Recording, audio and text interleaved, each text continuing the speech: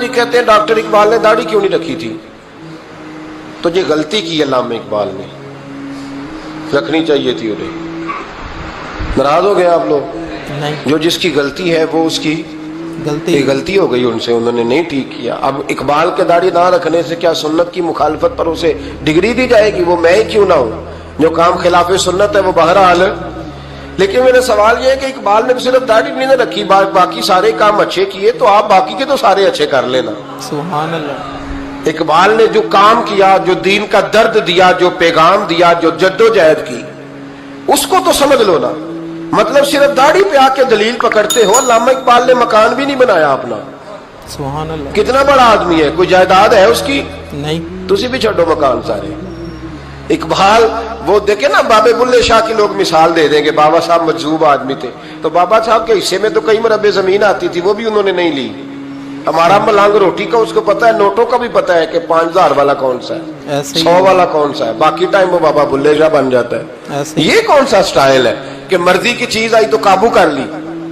تو ڈاکٹر اقبال نے یہ درست کیا نہیں، لیکن اس کے باوجود ہمارا نظریہ ہے کہ اللہ اس کی یہ خطا معاف کرائے گا، پر بندہ بڑا باکمال تھا۔ سبحان اللہ۔ یہ بڑی خوبی تھی، اور اس میں بھی کچھ حکمت ہوگی، کچھ باتیں ایسی انہوں نے لکھی ہیں بعض جگہوں پہ، لیکن اقبال کی جو معرفت ہے، جو حسن ہے، جو وقار ہے ان کے لب و لہجے میں، اس کا انکار کیا جا سکتا نہیں۔ لیکن اس کو ہم ڈیفینڈ بھی نہیں کرتے، جو کسی میں کوئی کمزوری ہے وہ بہرحال اس کی ہو۔ ایک سوال بڑا اٹھتا تھا، لوگ کہتے تھے کہ آپ روز داڑھی کی بات بھی کرتے ہیں اور علامہ اقبال کی بات بھی کرتے ہیں، تو میں نے آج اس کی وضاحت کر دی۔ بات کی سمجھ آ گئی آپ حضرات؟ بالکل۔ علامہ اقبال نے ایک بات لکھی ہے، اقبال کہتے ہیں جب میں لندن میں وکالت کرتا تھا تو ایک خاتون تھی، لیڈی بارنس اس کا نام تھا۔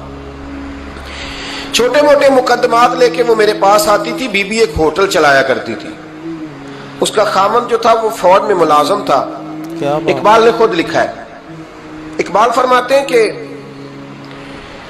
ایک دن وہ خاتون پھر کسی کیس کے سلسلے میں میرے پاس آئی، تو جب وہ آئی تو اس نے نقاب اوڑھا ہوا تھا، برقع کیا ہوا تھا۔ تو چونکہ اس نے نقاب اوڑھا تھا، مسلمانوں کی نشانی تھی۔ نقاب اوڑھنا کن کی نشانی ہے؟ مسلمانوں۔ اللہ آپ کو خوش رکھے۔ تو کہتے وہ نشانی چونکہ اہل اسلام کی تھی تو مجھے تجسس ہوا۔ میں نے کہا لیڈی خیریت ہے؟ میم صاحبہ یہ برقع پہنا ہوا ہے؟ تو کہنے لگی ہنس کے، اقبال مجھے پکا یقین تھا کہ آپ ضرور پوچھیں گے۔ سبحان اللہ۔ تو میں نے کہا اچھا تو یہ برقع؟ تو کہنے لگی الحمدللہ میں مسلمان ہو گئی۔ سبحان اللہ۔ تو میں نے فوراً کہا کہ آپ کا شوہر تو فوج میں ملازم ہے، فوجی کے لیے بدلنا اور پھر ملکی قانون اور یہ چیزیں؟ تو کہنے لگی اس نے مجھے کیا کہنا تھا، وہ خود کلمہ پڑھ گیا۔ سبحان اللہ۔ تو کہتی ہیں میں اور متجسس ہوا، وہ کیس کی بات کرتی تو میرا تجسس بڑھ گیا۔ میں نے کہا تو کیس چھوڑ یہ بتا کلمہ کیسے پڑھا؟ سبحان اللہ۔ تو کہنے لگی اقبال اصل بات یہ ہے کہ میں نا بے اولاد تھی، خامد بھی بڑے اچھے پیسے کماتا، میں خود بھی ہوٹل چلاتی، پر ڈپریشن اور ٹینشن اور بلا وجہ کی پریشانیاں جان نہیں چھوڑ۔ یہ ٹینشن اور ڈپریشن کا نا مجھے عربی ترجمہ کوئی نہیں ملا۔ ایسے ہی یہ ڈپریشن اور ٹینشن کا نا میں نے تلاش کیا ہے، لیکن مجھے عربی لغت کے اندر ان کے معنی نہیں ملا۔ مجھے لگتا ہے کہ اس زمانے میں یہ چیزیں تھی ہی نہیں، ایسے ہی ہے، بالکل ہوتی تو ان کا کوئی نام بھی ہوتا۔ یہ آج ہے نا، تو اس لیے آج کے زمانے میں ہی نام ہے مفت کا، مفت کی پریشانی۔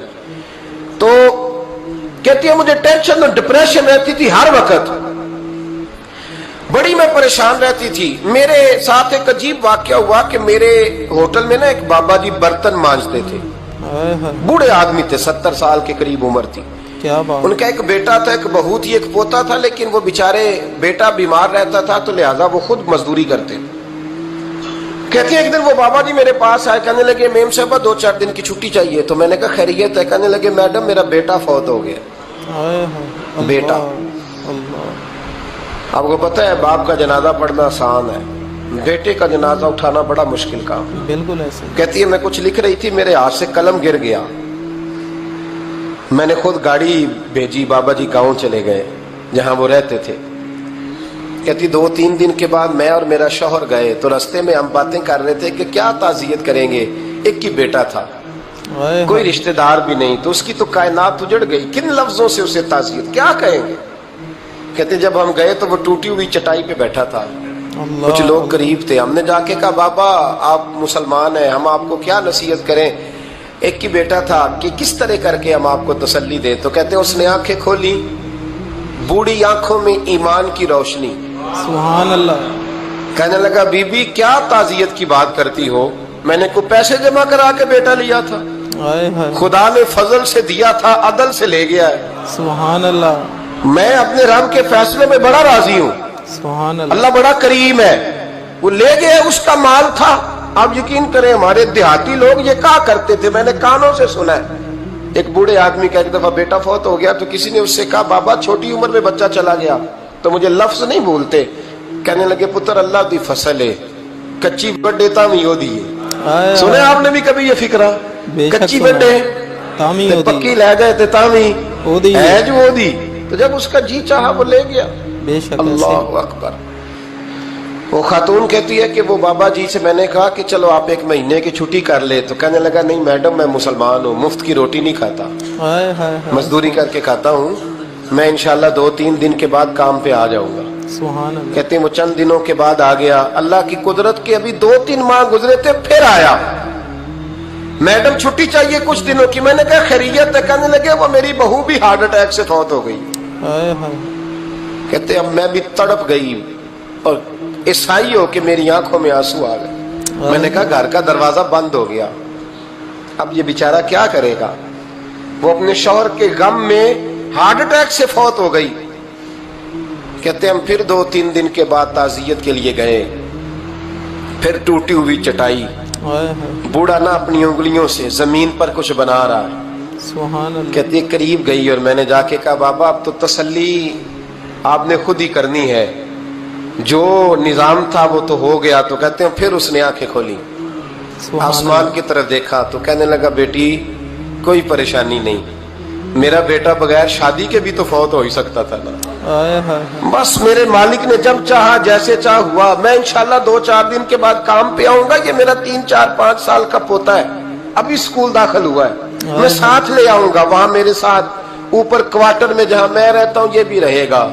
कहती है मैं सख्ते में आ गई उसकी कैफियत देख के, वो पोते को साथ ले आया। कभी कभी मैं देखती छत पे खड़े होके कि दादा घोड़ा बना हुआ है सुभान अल्लाह। और पोता सवारी कर रहा है। क्या वो बात। सवेरे उठता उसको स्कूल छोड़ के आता, शाम को लेके आता, प्यार करता, मोहब्बत करता। तीसरी मंजिल पर हमने क्वार्टर दिया हुआ था, वहां दादा पोता रहते। अल्लाह तू बड़ा बेनियाज है। बेशक। कहती है इकबाल एक दिन ना पोता ऊपर वाली मंजिल पे खेल रहा था, उसका पैर फिसला, वो गर्दन के बल जमीन पे गिरा। मुझे खबर हुई तो मैं दौड़ी, एम्बुलेंस मंगाई, खून से लिथड़े हुए उस बच्चे को दादे ने अपनी गोद में रखा। क्या बात है। और जब हम अस्पताल की तरफ गए तो हॉस्पिटल बाद में आया, जनाबे इजराइल पहले आ गए और कहते हैं वो गोद में दम तोड़ गया। फिर दादे ने उसे अपने हाथों से गुस्ल दिया, फिर उसने अपने बूढ़े हाथों से कब्र खोदी और फिर मिट्टी डाल के कहने लगा इन्ना लिल्लाहि व इन्ना इलैहि राजिऊन। जे सोना ही मेरे दुख विच राजी, जे सोना ही मेरे दुख विच राजी। फिर सुख नु चुल्ले डावा। कहते वो मिट्टी डाली उसने और जब वो वापस पलटा तो मैं बाजू से थाम के होटल करीब लाई और मैंने उसके करीब कहा कि बाबा तू टूट गया है, तू बिखर गया है, मुझे महसूस होता है कि अब ना तेरी रातें और तेरी सुबहें और तेरी शामें गमों में गुजरेंगी। तो कहते हैं यूं उसने हाथ रखे और यूं आंसू छटक दिए। कहने लगा मैडम क्यों क्यों, मेरे अंदर कोई अकीदा नहीं, मैं कोई लवारस हूं, मेरा कोई रब नहीं, मैं क्यों परेशान रहूंगा, मैं तो पका हुआ फालू, थोड़े दिन गुजरेंगे कब्र में जाऊंगा और जब जन्नत में जाऊंगा तो अल्लाह मेरी बेटे से भी मुलाकात कराएगा, मेरे पोते से भी मुलाकात कराएगा, मेरा रब सारी मुलाकातें करा देगा, मैं अपने अल्लाह की रजा पे बड़ा राजी हूँ।